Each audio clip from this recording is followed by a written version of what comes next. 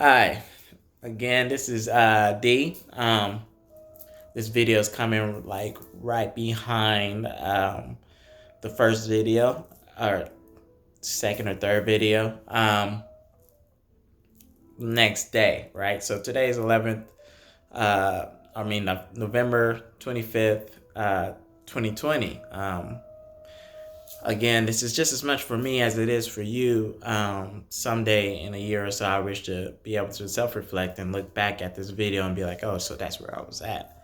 And to be honest, I hope all you can do that, give yourself your own support so that you can know how far you've come and how far you need to go to get to whatever your greater self will want from you or wishes for you or knows that you can accomplish, right? So this is a subject that I really love. I love the idea of sin. I'm not a negative person, but I enjoy understanding the negative. I love understanding the negative. To be honest, it's intriguing to sit down.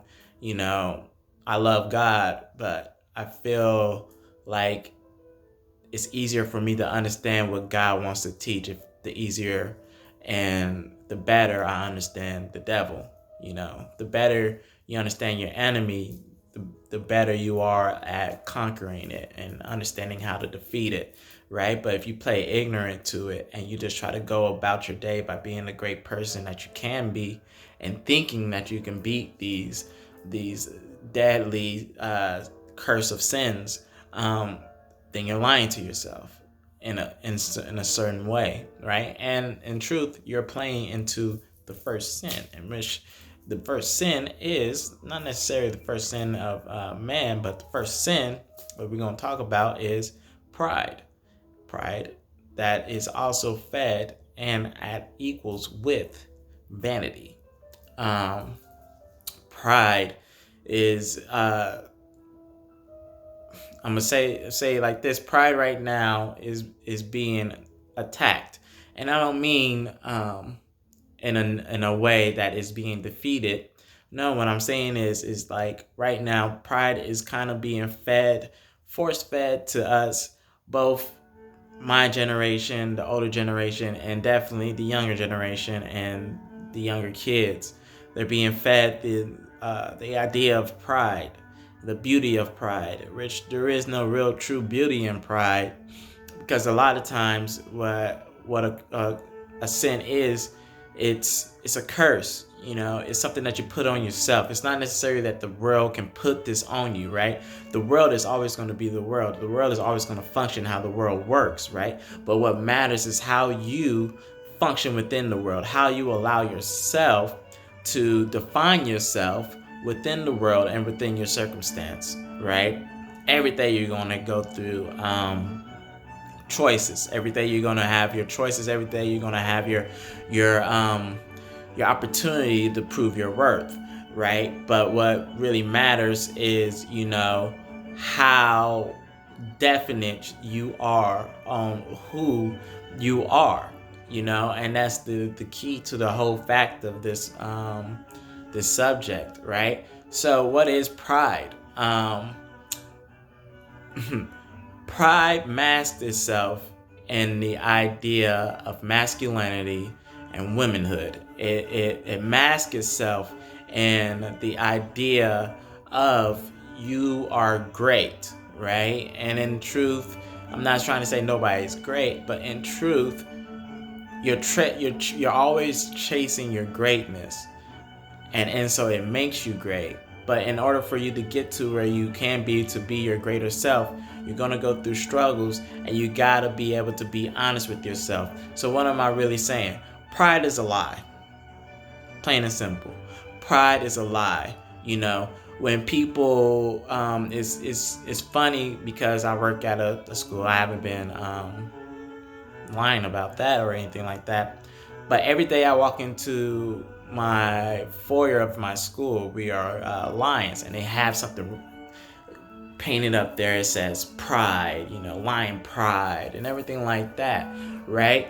And it always vexes me because I'm like, man, like, you really shouldn't be teaching these kids to have pride, right? The sad thing about pride is that it sounds so sexy. Sorry to say it like that, but it sounds so sexy. When it rolls off the tongue and enters somebody else's mind, it sounds sexy to them. Even if they are, very background anointed in understanding what pride really is, it still sounds sexy. And that's the sad part, is that pride is a lie, but yet it's a sexy lie. Same with vanity. I don't know if y'all ever seen this. There's a great movie about a lawyer who is the son of the devil, and at the end of the movie, the son decided to off himself because he simply didn't want to be a part of his father's plan. So, but being, the devil, he ain't going to give up that easily. So he goes back in the past and he gives him the same offer, but in a different way. And the son takes the bait, right? And at the end, the devil changes his face to his original face, and he's like, vanity. Now that vanity is my favorite sin of them all. And in truth, vanity is pride. The shortcomings of pride and vanity, right? Pride, like I said, lies to you. I'm not gonna say it lies to you. It lies to you. Out of pride, I might hit my woman because she made me mad, right? And out of that pride, I'm gonna be like, yo, like, she had it coming. She did this, that, and the third towards me, And since she did this, that, and the third towards me, she deserved that ass whooping, right? When in truth, me personally, I don't think any woman deserves to have their hands put on them by a man. Now there's circumstances, right? If the woman's beating you up, she has a knife and everything like that, you got every right to defend yourself, right? But to outwardly just go out there and try to put your hands on a woman just because your pride has been hurt is a dumb reason to ever put hands on a woman, let alone a person, right? Pride, right? It's funny. Me and my friends will always talk about this, but it's irony that people will get mad at somebody stepping on their shoe and will want to kill them over it. There's tons of cases where a person in a club, probably in Louisiana or some shit like that, they step on somebody's shoe. Next thing you know, guns are popping, or they're in a fight and everything like that. And you're like, man, why are you fighting over somebody stepping on your shoe? And it's like, because I take pride in my shoes. Like, I get that you take pride in your shoes, but is it really the shoe that you're proud of, or is it the fact that you work so hard to get to that point where you can buy those shoes comfortably and own those shoes comfortably that irks you? Because if that's the issue, then maybe you should speak up about that. Not necessarily them stepping on your shoe and scuffing it, because you can always wipe it off. You can wipe off a scuff, right? But if it's the fact that you work so hard so you could get to that point where you can own those shoes, then maybe you should just speak up and be like, yo, like, that really irked me that you just stepped on my shoe. It's not something that I need to kill you over or shoot you or fight you over, but it's something that needs to be spoken about. And that's the thing. Pride is going to tell you things that's not necessarily true. Pride will tell you, case in point, to go out and feed the homeless, right? And then when you feed that homeless man, take a photo and then post it on Instagram so everybody else can see, like, yo, I have love for the homeless and everything like that. Is that really that you have love for the homeless, or are you feeding your vanity, right? Are you doing this so people will say and see, like, oh, you see, like, D, he really doing something right there. He always doing that and everything like that. If you have to do something so other people can acknowledge what you're done, then that in truth is pride and vanity. And then that in truth is going to hold you back, right? Pride is a lie. and it's going to hurt you more than it is going to help you, right? A lot of men might be like, I got to where I got to because I had a lot of pride in myself. Was it really pride in yourself, or did you mistake the pride that you have for yourself for the opposite of pride, and that is self-respect? you know um Out of self-respect for myself, I wake up around 3:45 and I'm on the road running to my gym around 4:15, right? Because I know I got 15 minutes to make it to the gym because the gym opens at 4:30. So, out of self-respect, I want the run to get there is going to be a good run. I need it to be a good run. I need to get there before 4:30. So that means I need to have a mile time of about 7.5 miles just to get there because it's about 2 miles away, right? That is self-respect. That adds value to myself. You know, Pride would have told me, yo, like, at least you're waking up and at least you're getting up and running over there, right? Pride would say, it's going to limit you. It's not going to be like, yo, like, you can go further if you do this, that, and the third. Instead, it's going to be like, at least you're giving it a try, right? And giving it a try, there's nothing wrong with that. But again, day-to-day activity, your choices that you consistently make, you are going to have to face these sins on a consistent basis. There's a lot of there's more than this one sin. There's definitely 7 sins that or 7 curses that can be placed upon you by yourself, not necessarily by anybody else, but by yourself. um and that's the thing. Hold on to your choices. um they say, to kill somebody is to commit a sin, right? And it's true. To me, hey, what you do is what you do. I don't know the subject of why you might have killed somebody or why you might have done this and the third, but I do understand that God is a forgiving God, and I think when it comes to people taking action on certain things, doesn't necessarily make them a sinner. You know, you will be haunted and you will be plagued by the choices you have made, by the curses that you've allowed to weigh you down. Not necessarily one complete action. Now, I'm not a killer. I haven't been in jail or anything like that. But I'm pretty sure a lot of those guys, especially the ones who fall through the crack, are just good guys, who maybe just made one mistake, aren't going to fall for that trap of being a sinner. Unless, they have to survive in that jungle, the concrete jungle in there. And, I have nothing but love for him. I have nothing but hope for him. But, I digress. But in the end, it's not going to be one action that's going to commit you to your damnation, or it's going to commit you to the worst ends of the world. It's necessarily yourself. I kind of drew on this because I read Dante's Inferno, and pretty much that's what I'm speaking on, but I'm speaking on a different level. But in Dante's Inferno, he walks through hell, and he's just walking through it, and every level there's, each level represents a sin, and none of them necessarily said anything about an action, more so about the person they were.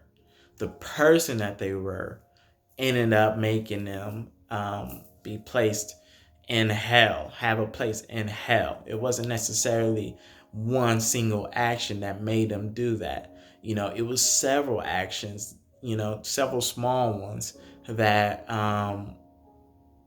made them get to that point. I know I said this in the first video, but why do you necessarily kill an ant for an ant being an ant?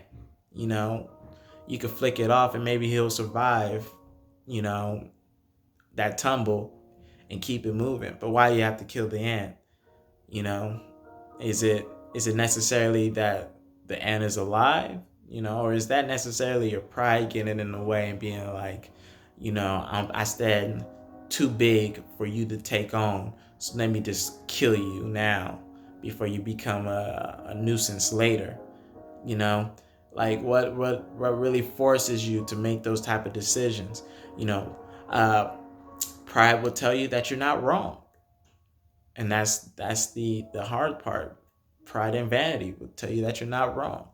Like I said, and this alludes back to the idea of perfection.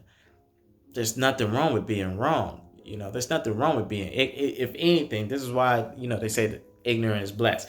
Ignorant is blessed definitely in the criminal world because I can't be um, held to something that I know nothing about. If I'm not, if I'm a regular civilian, then why get mad at me for doing something that I don't know nothing about?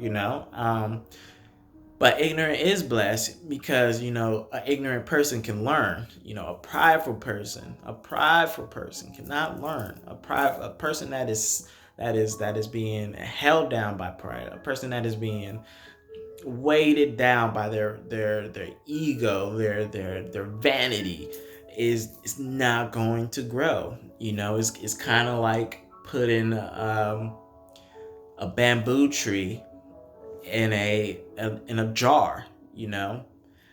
Little do a lot of people know, a bamboo tree actually grows about 6 feet down before it starts growing about 12 or 15 feet up, you know? And that's the craziness about it. Like, why put yourself in that type of situation just so you can be comfortable with the lies that you could tell yourself, you know? And that is what pride is. It's a limitation. It's something that, you know, again, it faces men more, I feel like, than women, because in a man's mind, out of pride, or being proud, I'm gonna be with as many women as I want to be with. I'm going to, out of pride, I'm gonna talk to you the way I want to talk to you, you know, and hell or high water, whatever you have to say about me is on you, but I'm gonna say what I want to say because that's my pride, that's my proudness, and in truth, that's not how it should be. And if anything, the world is showing you that um, that is where we're at. A perfect person that represents pride right now that's in the world is Donald Trump. Donald J. Trump, he represents pride. Um, I don't know the man, but listening to him, you can hear it. He is plagued by pride. Another thing that can make you be plagued by pride, and I feel like this goes into um, every nationality, but I feel like it's really been pushed in the black community, and that is a father not being there for their children, you know, out of pride. I feel like that's something, out of pride of not trying to sit there and work it out with your baby mama. You're not in your child's life, right? That's one. Two, out of pride of you feeling like, you will be more detrimental by being in their life than anything else, then that hurts them.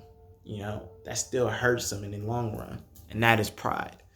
Um, for you to be in such a circumstance where it's, plain and simple that, in your pride or the way you look at that child, even if you never go get that DNA test, you like, man, that ain't my child because, I heard from, cousin Pookie that, Kayla was out there creeping, and so that can't be my child, that's pride, you know, and that's what it is, pride. And sometimes, not even sometimes, but like I said, your choice, your consistent choice makes you consistently cursed. all it would take is for that one time for that father to be like, you know what, I'm gonna put my pride to the side and I'm gonna go be in my child's life, especially while they're still a child. You know, it sucks. It sucks because I come from that circumstance when the father want to come back and you're already grown up. You're already been through everything that you can be through, and you gotta face the world as your own man now. But you've been facing the world as your own man since you were 7 years old. You know, it does it have to be like that? No, that is pride. You know, you're subjecting your child to your own pride. You are cursing your child through your own pride. You know, or you can't really curse your child. Your child will have to take it upon himself to be cursed by that. But you are essentially hurting your kid because of your own pride. And in truth, pride is not a heroic thing. Pride is a coward's thing. Pride is a coward's choice. It's not a it's not something that a hero will really be not necessarily a hero, but a soldier or anything would necessarily be a part of, right? Because in truth, if you are cursed by pride, then you are cursed with not being able to be true to yourself. You know, you are cursed with not being able to be true to others. You are cursed with not being able to be able to actually see the blessings that God has given you. You know, to be humble is to be without pride, as well as all the other curses, but definitely with pride. To be humble is to be without pride. You know, you cannot be humbled and humble without taking your losses, plain and simple. Um, and that's the thing, you know. And I hope none of you deal with pride. And again, I will talk about the opposite this weekend, this Sunday. You know, self-respect. Um, self-respect beats out pride. You know, out of self-respect, yeah, I'm gonna go feed that homeless man, but I'm not gonna try and get, you know, a payment of gratitude because this man is suffering and I had the idea of helping him out. That has nothing to do with me. He deserved to be helped out because he, you know, no creature on this earth really is destined or needs to really suffer all the time, and not all the time alone. Um, Pride or self-respect, right? Self-respect will teach you how to talk to somebody, how to actually sit there and listen. Self-respect will teach you how to shut the fuck up and take your licks. You know, self-respect will make you a better student. And the better you are of a student, the better you are as a teacher. And to all those parents out there who are listening to this, I hope you teach your children more so self-respect than pride, you know, and you teach them the difference, right? There's a lot of kids who, you know, someday might look back and want to know about their family, and or you might be teaching them about family matters, but don't teach them it in an area where pride is the antithesis. You know, it's the one that's being brought up the most. No, teach your kids how to have self-respect, and when they have that self-respect, they'll be able to create a world that we necessarily never thought would be coming.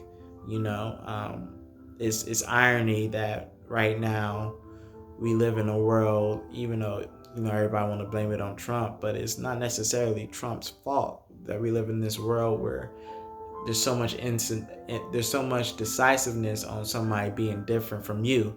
Um, it's irony because I say it's irony because the same generation that's in charge, or the same generation that was, you know, hippies, they were the one that was trying to fight against the grain. But somewhere along the line, pride took over. Pride got to them. They were proud of what they accomplished in the past, and so they thought, oh, that was just a child's dream. It's not reality. And so they allowed pride to beat them down. They allowed the world and the circumstances that what the world says is how it's supposed to be to beat them, when in truth that's not how it needs to be. you know um, a lot of times children are smarter than their parents. A lot of times children knows more than the preacher. you know and in truth, that's pride for why we shut up our younger generations. um, and it just needs to die.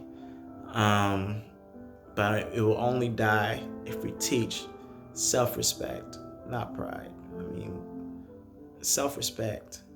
It's not pride. I bet, going back to the lions, right? I bet when a lion goes out there and he's warring and he's letting the territory know. I bet when another lion comes up to him and it's like, yo, like let's scrap, let's do this.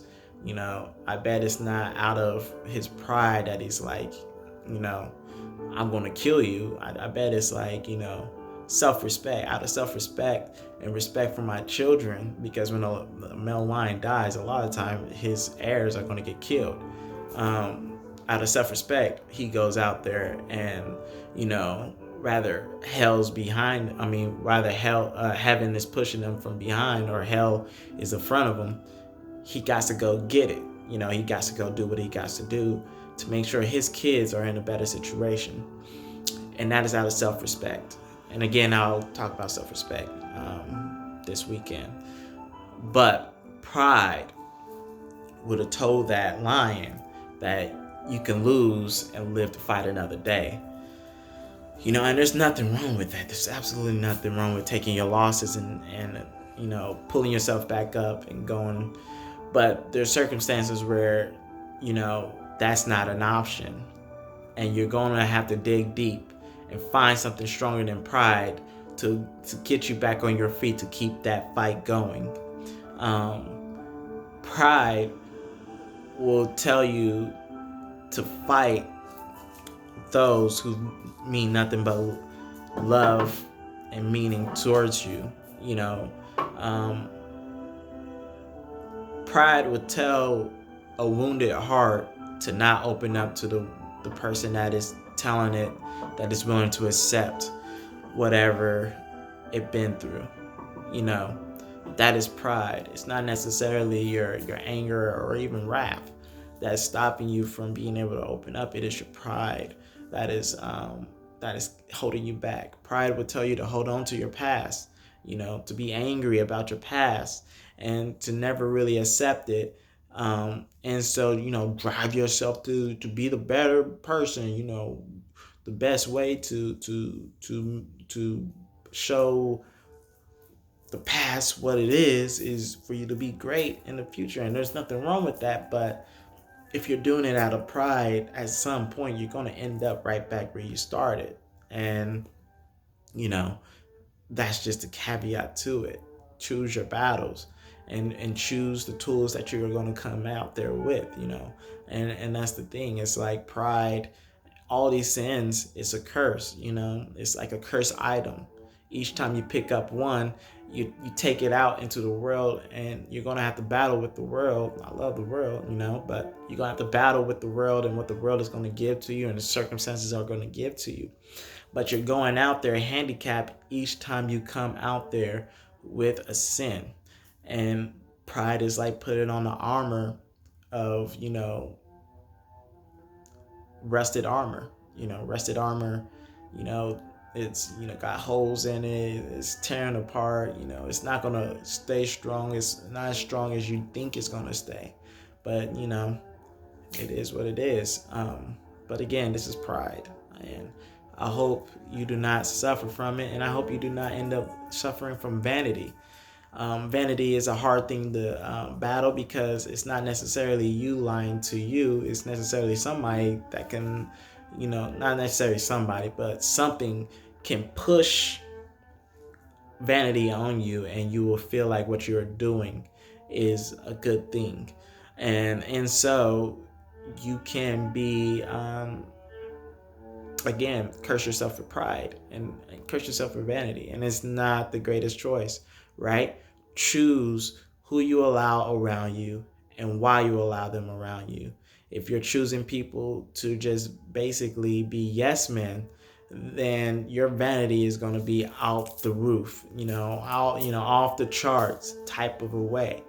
Choose the people, and not only people, even even your dogs. Choose your dogs that might not, push vanity on you, that is forcing you to be better, and that's the difference between vanity and again, self-respect, right? Out of vanity, you're going to stick to your rights, you know not necessarily trying to understand why you think the way you think you do, but more so like, yo, I think this is right, so I'm just gonna go with it.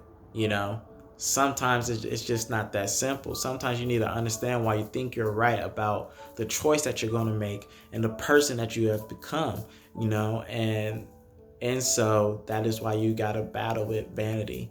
Um, Beat vanity down, beat it back, and you will see that the sun is shines is the sun shines sign the sun shines sunnier than what you believe, right?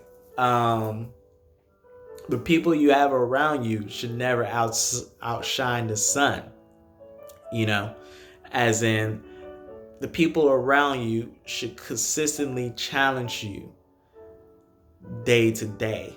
Um, the area around you should challenge you day to day.